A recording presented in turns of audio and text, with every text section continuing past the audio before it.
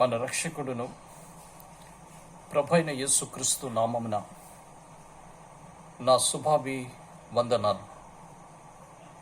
ప్రతిరోజు ఈ వాక్యాన్ని వీక్షిస్తూ ఉన్న నా ప్రియమైన దేవుని బిడ్డలకు నా ప్రేమపూర్వకమైన వందనాలు తెలియజేస్తూ, దేవుడు నాకు ఇచ్చిన ఈ సమయాన్ని నేను ప్రభువుని ఎంతగానో స్తుతిస్తూ,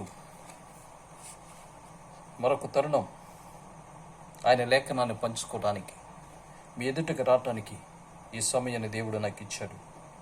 కీర్తనలు 10, 12, 13, 14 మీరు చదివితే, యెహోవా లెమ్ము, దేవా, బాధపడిన వారిని మరవక నీ చెయ్యి ఎత్తము, నిరాపరాధులను తమ్మును నీకు అప్పగించుకుందు, తండ్రి లేని వారికి నీవే సహాయకుడువై ఉన్నావు. ఈ లేఖనాల్లో మనం చూస్తే బాధపడేవారు, నిరాపరాధులు చూడండి అనని, నువ్వు తండ్రి లేని వారికి సహాయం చేసేవాడు. మనం ఆరాధిస్తున్న దేవుడు ఎలాంటి వాడు అంటే, తండ్రి లేని వారికి సహాయం చేసేవాడని ఈ లేఖనాల్లో మనం చూస్తాం. అందుకే మీరు చూస్తే 10, 14లో రాయబడిన మాట ఏంటంటే, తండ్రి లేని వారికి నీవే సహాయకుడువై ఉన్నావు. తండ్రి లేని వారు ఎవరు ఆలోచిస్తే, ఓ రోజు దైవజనుడు ఎలీషా దగ్గరికి వెళ్ళి ఒక స్త్రీ ఎలీషాకు మొరపెట్టుకుంటుంది. ఏమని అంటే, తన భర్త అప్పులు చేసి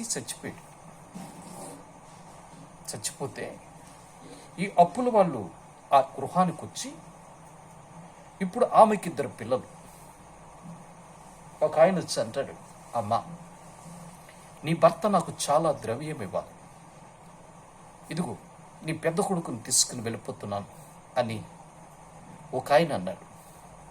మరొక ఆయన వచ్చి ఆయన అంటాడు, అమ్మా, నీ యజమానుడు ఉన్నాడే, నాకు చాలా ద్రవ్యం ఇవ్వాలి, ఇదిగో నీ చిన్న కొడుకుని తీసుకుపోతున్నాను అని మరొక వ్యక్తి అన్నాడు.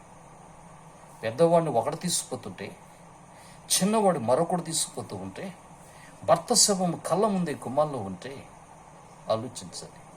ఏమి చెయ్యాలో తెలియని పరిస్థితిలో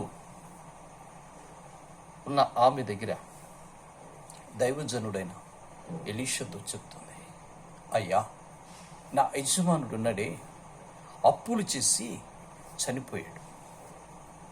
ఆలోచించండి, దేవుని యందు భయభక్తులు కలిగిన వాడే, కానీ అప్పులు చేసి చనిపోయాడు అని దైవజనుడితో చెప్తుంది. నా ప్రియమైన సోదరి సోదరుడా, ఆలోచిస్తే ఈనాడు మానవుడు పతన వ్యవస్థకి దారితీయటానికి గల కారణం, కుటుంబాలు చిన్న భిన్నమైపోవడానికి గల కారణం, ఎన్నో కుటుంబాలు తగాదాలు, ఎన్నో కుటుంబాలలో సమాధానం లేకపోవటం, ఎన్నో కుటుంబాలు ఐక్యతకు దూరం అవటం. దీని అంతటికి మనం చూస్తే అప్పులు. చాలామంది అప్పులు చేసి తీర్చలేని పరిస్థితిలో ఎంతోమంది ప్రాణాన్ని ఇడిచిన వారిని మన కళ్ళ ముందు ఎందరినో చూస్తాం. మనం నా ప్రియమైన వారలారా, అప్పు చేయవద్దు అని కాదు, కానీ మన కెపాసిటీని బట్టి, మనకున్న ఆ స్టేటస్ని బట్టి నువ్వెంతవరకు అప్పు తీర్చగలవో అంతకే తప్ప అంతకు మించి విడితే అది మన ప్రాణానికి హానికరం. నేనంటాను, ఎంత పేదవాడినయ్యా, ఎంత దరిద్రుడైనా, కనీసం మినిమం అతని కెపాసిటీ బట్టి 1,00,000 రూపాయల వరకు పర్వాలేదు. అంతకు మించి ఉన్నది అనుకోండి, ఆ కుటుంబంలో సమాధానం అనేది ఉండదు. ఆ కుటుంబంలో తిన్నా ప్రతిఫలం ఉండదు. నా ప్రియమైన సోదరులరా, ఈ వ్యక్తిని మనం చూస్తే మరి ఏ విషయంలో చేశాడు అనేది మనం ఆలోచిస్తే అతడు ఎందుకు చేశాడు అని అంటే ఆ మంటది, నా భర్తను గురించి నీకు తెలుసు కదా, అతడు దేవుని యందు భయభక్తులు కలిగిన వాడే, కానీ అప్పులు చేసి చిన్నాభిన్నమైపోతున్నాడు. నేను అంతం కాదు, కానీ నాకు తెలిసిన దైవజనుడు ఒక ఆయన ఉండేవాడు, చాలా మంచి దైవజనుడు. ఆయన పేరు రాజశేఖర్. సెకండ్ పెళ్ళి పరమజ్యోతి గారి మందిరంలో రేవు దగ్గర సేవ చేస్తూ ఉండేవాడిది. అతడిది విజయవాడ. మంచి సేవకుడే, పరిశుద్ధాత్మ అనుభవం కలిగిన వాడే. ఎక్కడ దొరికితే అక్కడ అప్పులు చేసి తీర్చలేక రాత్రి ఆ పరిచయను విడిచిపెట్టేసి అతడు పారిపోయాడు. ఇప్పుడు ఎక్కడున్నాడో కూడా తెలియని పరిస్థితి. అంటే నేనెందుకు చెప్తున్నాను ఈ మాట అంటే, అతడు నాకు చాలా సన్నిహితుడు. చూడండి, పరిచర్యని ఉంచిపెట్టే పరిస్థితికి వచ్చాడు. ఆ కుటుంబం ఎక్కడుందో ఈ రోజున మనకి తెలియదు.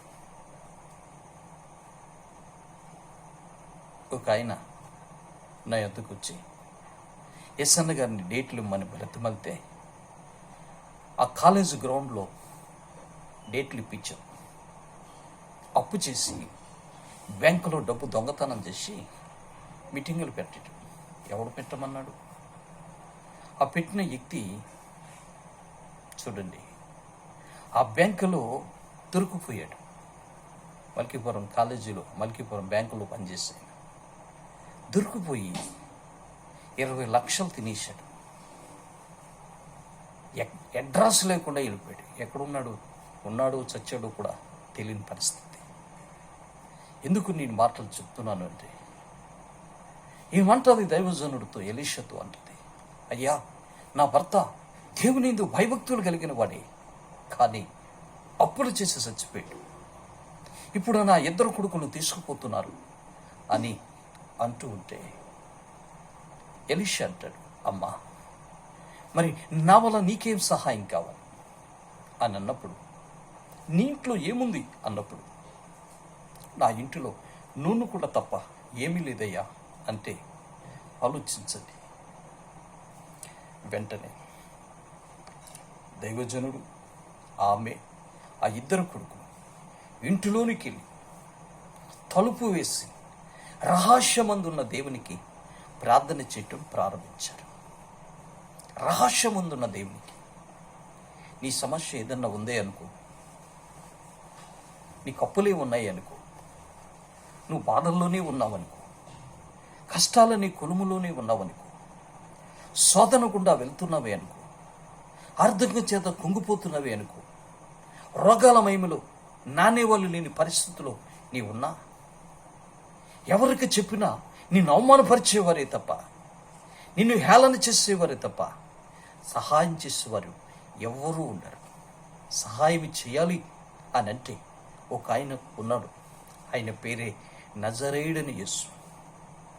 తండ్రి లేని వారికి సహాయం చేసే దేవుడు అని లేఖనాల్లో మనం చూస్తాం. ఆలోచించండి. అందుకే జీవం గల దేవుణ్ణి ఆరాధిస్తున్న దావీదు అంటాడు, ప్రజలు ఈనాడు కొండల మీద ఏదో దొరుకుతుందని కొండల వైపు పరుగులు పెడుతూ ఉంటాయి. కొండల మీద ఏదో ఆశించి నాడు ప్రజలు పరుగుతూ తిరుగుతున్న దినాలలో జీవం గల దేవుని ఆరాధిస్తున్న భక్తుడైన దావీదు అంటాడు, ఇదిగో నేను కొండల వైపు నా కన్నులెత్తను, సహాయం వస్తున్నా యెహోవా వైపు మాత్రమే నా కన్నులెత్తుతాను. చూడండి ఎంత ఇలువైన మాట. సహాయము వస్తున్నా దేవుని వైపు మాత్రమే నా కన్నులెత్తుతాను అని మనం చూస్తాం. అంటే విడుదల, సహాయము ఎక్కడి నుంచి వస్తుంది అంటే దేవుని యొద్ద నుండి. ఆలోచించండి. చిన్నప్పుడే తండ్రిని పోగొట్టుకుని బాబాయిని పంచని ఎదుగుతున్న ఎస్తేరుని మనం చూస్తే, ఎస్తేరు ఒకరోజు రాజు వనములోనికి వచ్చింది. రాజుకు ఆ ప్రాంతాన్ని ఏలుతున్న రాజుకి భార్య అయింది. ఆలోచించండి. ఆ భార్య అయితే భార్యతో పాటు ఈ మొద్దుకై కూడా ఆ రాజు వనములోకి వచ్చాడు. అక్కడ హామాను అనే దుష్టుడు ఒకడున్నాడు. ఆ దుష్టుడు ఇప్పుడు యూదులను సంహరించాలని, యూదులని ఎవరు ఉండకూడదని చెప్పి ఒక ఆజ్ఞ రాజు దగ్గర పొంది రాజు ముద్ర వేయించుకుని ఇప్పుడు ఆ జాతిని చంపేదానికి,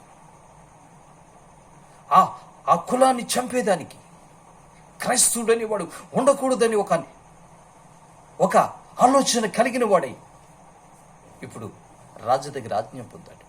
ఇంతకీ కారణం ఏంటంటే ఆ మొద్దుకాయని వాడు వీడికి దండం పెట్టలేదంట. అది కారణం. వీడికి ఒంగు నమస్కారం చేయలేదంట. ఆలోచించండి. నమస్కారం చేయనంత మాత్రాన చంపేస్తాడా? నమస్కారం చేయకపోతే ఆ జాతిని సర్వనాశనం చేస్తాడా? ఎంత క్రూడో మీరు ఆలోచిస్తే ఇప్పుడు యూదులకు శ్రమ ప్రారంభమైంది. యూదులు ఇప్పుడు శ్రమల మధ్యలో ఉన్నారు. యూదులు ఏ క్షణంలో చంపబడతారో తెలియని పరిస్థితిలో ఉన్నారు. అటువంటిప్పుడు ఈ రాణి దగ్గరికి వెళ్ళి రాణితో అంటున్నాడు, ఇదిగో అమ్మా, నీవి సమయంలో ఈ రాజు గృహంలోకి నీవు వచ్చావు, మరి మా జాతి సర్వనాశనం అయిపోతుంది అని ఆమెతో అంటే ఆమంటది, నా భర్త పర్మిషన్ లేదే నేను అక్కడికి వెళ్ళకూడదు, నా భర్త పిలిస్తేనే నేను ఎక్కడికి వెళ్ళాలి అని అంటే దానికి బదులు చెప్తాడు, ఇదిగో నీ వల్ల కాకపోయినా యూదులకు సహాయం వేరొక దిక్కు నుంచి వస్తుంది. ఆమేన్.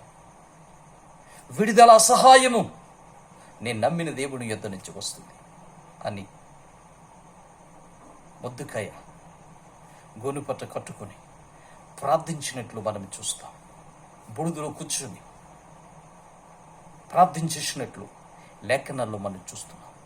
అందుకే చూడండి, తండ్రి లేని వారికి సహాయం చేసే దేవుడని లేఖనాల్లో మనం చూస్తాం.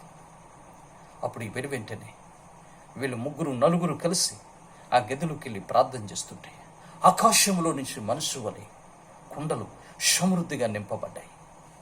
అప్పుడు అంటాడు, అమ్మా, ఆశీర్వాదం ఇంకా నిలిచి ఉంది, ఇంకా పాత్రలు ఉన్నాయా అని అంటే ఆమంటది, అయ్యా బాబు ఇంకా లేవు, ప్రయత్నం చేయి, ఏదన్నా ఇంకెక్కడా ఉన్నాయేమో.